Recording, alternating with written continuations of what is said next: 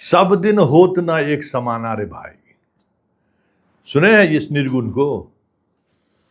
आज खान पर बहुत फिट बैठ रहा है। सारे इसके चाहने वाले लोग अपने सोशल पेज से खान की तस्वीरें को हटाने में जुट गए हैं। खासम खास मंत्री जी भी अपने आईटी देखने वाले को संवाद भिजवाए, अरे खान के साथ जितना फोटो है सबको हटा दो। और खान से भी लोग संवाद भिजवा रहा है, खान से भी, कि भाई आप अपने प्रोफाइल पर हम लोगों का जितनी तस्वीरें लगाए हुए हैं उसको हटा लीजिए। यही इसी के लिए कहा गया है कि सब दिन होत न एक समाना भाई, अति का अंत होता ही है। खान को लगा कि वाकई में हम खान हैं, मेरे आगे पीछे कोई भी खड़ा हो जाए मेरा कुछ बिगड़ने वाला नहीं है। हम 1000 करोड़ का साम्राज्य स्थापित कर लिए, यही सोचे थे ना। चलिए, जो 2-3 अपडेट हैं वो अपडेट ले लीजिए। रोशन और उनके मित्रों की मुलाकात अभी जदयू के कार्यकारी अध्यक्ष आज संजय झा से हुई है। काफ़ी बातचीत हुई है, इन्होंने अपनी बात रखा है और कदमकुआं थाना में एफआईआर दर्ज करने का एक उन्होंने आवेदन किया है, जिस एफआईआर में खान पर भाई को की हत्या करने की साजिश रचने का आरोप लगा है। वैसे नेपाल में जो घटनाएं घटी हैं उस घटनाओं को लेकर बिहार में एफआईआर दर्ज का कोई कानूनी प्रावधान तो नहीं है, 2 देश का मसला है। हाँ, ये हो सकता है कि 0 एफआईआर करके होम मिनिस्ट्री या मतलब फॉरेन मिनिस्ट्री के माध्यम से नेपाल को भेजा जाए। इस बीच खबर नेपाल से जो आ रही है, जो अभी तक जिन लोगों को डिटेंशन किया गया था उसका कोई अपडेट नहीं आ पा रहा है। हम लोग लगातार कोशिश कर रहे हैं, परिजन से भी हम लोग बात कर रहे हैं कि वो पोस्टमार्टम रिपोर्ट और बाकी क्या अपडेट है, वो अपडेट नहीं मिल पा रहा है।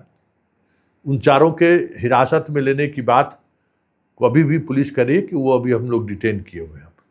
कुछ चीज़ें क्या अब पुलिस को अंदेशा है पोस्टमार्टम रिपोर्ट के बाद और क्यों डिटेन किए हुए हैं, ये थोड़ा समझ से परे लग रहा है। लेकिन अभी भी पुलिस पूछताछ कर ही रही है, ऐसी खबर आ रही है। ये खबर आधिकारिक तौर पर नेपाल के किसी सोर्सेज के हवाले से कंफर्म नहीं हो पा रहा है, लेकिन जिनके बच्चे वहाँ गए थे उनके परिवार के किसी नातेदार रिश्तेदार से हम लोग पता करने की कोशिश कर रहे हैं कि आखिर उन 4 लड़कों का क्या हुआ जो प्रिंस के साथ नेपाल गए हुए थे और वहाँ प्रिंस की मौत हुई है। लेकिन जो और अपडेट है वो अपडेट ये है, जो हम लगातार आपको अवगत कराते रहते हैं, कि खान को लेकर जिस तरीके की चीज़ें स्थापित की गई थी, एक होता है सहयोग, सबका समय होता है ना, अब धीरे धीरे वो चीज़ें टूट रही हैं। आज भी खान पूरी कोशिश किया कि देश के बड़े बड़े जो इन्फ्लुएंसर हैं मीडिया के, जो अभी मेन स्ट्रीम मीडिया में नहीं है, उनसे हम अपने बारे में कुछ चीज़ें रखें। लेकिन वो लोग भी अभी समझने लगे हैं कि खान जो दिखता है वो खान है नहीं। सोशल मीडिया पर जो इनके आईटी सेल वाले लोग हैं, अब वो भी थोड़ा घबरा रहे हैं। और जो मुसलमानों का जो एक फौज खड़ा हुआ था खान के पक्ष में, और सोशल मीडिया पर जो अभद्रता की सारी सीमाएं तोड़ चुके थे, अब वो भी अब चूहा की तरह बिल में घुसते हुए दिख रहे हैं। अब कहाँ कोई दिख रहा है कि भाई खान पर खबर चलाने वाले को 6 इंच छोटा कर देंगे, ये है हमारे पास, तो वो है हमारे पास, एक से एक तोप बंदूक हमारे पास है, हम दिखा देंगे। तो ऐसे लोग भी अब धीरे धीरे जगह पकड़ने लगे हैं। मतलब अकेला खान 2-3 दिनों के बाद इस मझधार में दिख जाए तो कोई बड़ी बात नहीं होगी। कुछ खास लॉबी है जो खान के पीछे पड़ा हुआ है, मतलब खान के को बनाए रखने के लिए उस लॉबी पर भी अब अटैक होना शुरू हो गया है, प्रशासनिक अटैक। और ये अटैक इनके लिए अब कोई स्पेस नहीं छोड़ रहा है, क्योंकि इनकी जो पीआर एजेंसी है, उस पीआर एजेंसी का भी लिमिटेशन है, एक दायरा है, उस दायरा से वो आगे नहीं बढ़ सका। समझ गए? वो पीआर एजेंसी भी जो है उस दायरे से, कुछ हमारे नेशनल मीडिया के ब्यूरो चीफ जैसे कुछ लोग हैं, उस पीआर एजेंसी से उनका बेहतर रिश्ता है, तो उस वजह से खबरों में थोड़ा सहूलियत इनको मिल जाता था।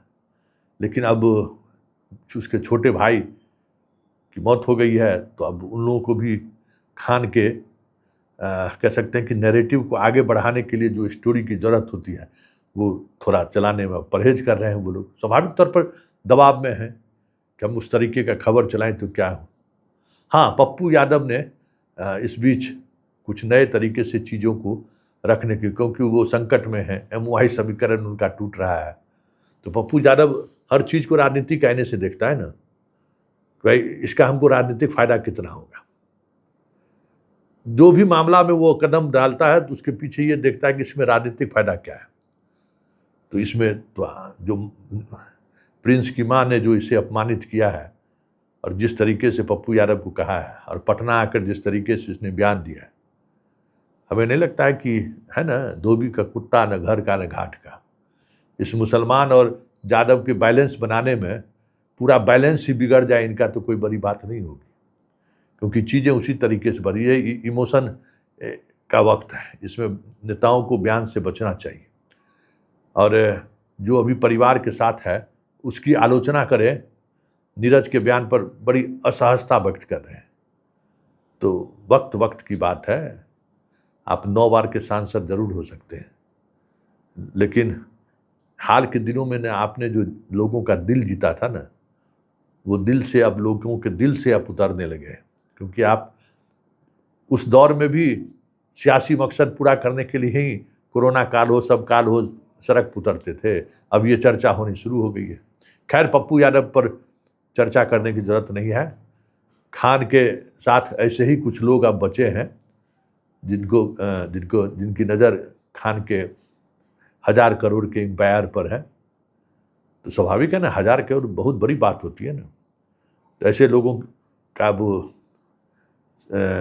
मतलब का साथ जरूर खान के साथ दिख रहा है, लेकिन बाकी जो चीज़ें कही जा रही है और जिस तरीके से FIR दर्ज करने की बात आ रही है, अभी भी थाना पर इस बात को लेकर मशक्कत चल रही है। तो ये तो तय समझिए कि खान के लिए आने वाले समय में और भी मुश्किलें बढ़ने वाली हैं।